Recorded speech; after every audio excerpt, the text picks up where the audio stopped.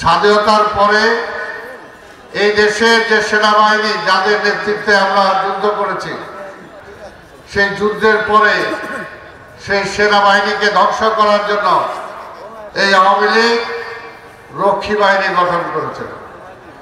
আপনাদের ভুলে যাওয়ার কথা না। কেন রক্ষী বাহিনী গঠন করলো? কেন সেই সময় সেই সেনাবাহিনীকে গড়ে তোলার জন্য চেষ্টা করলো না?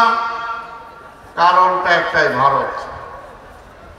ভারত ভারত অখুশি হবে, সেই কারণেই করে নাই। আবার এবার ক্ষমতায় আসার পরে এই আওয়ামী লীগকে দেখছেন এই বিডিআরের ষড়যন্ত্রের নামে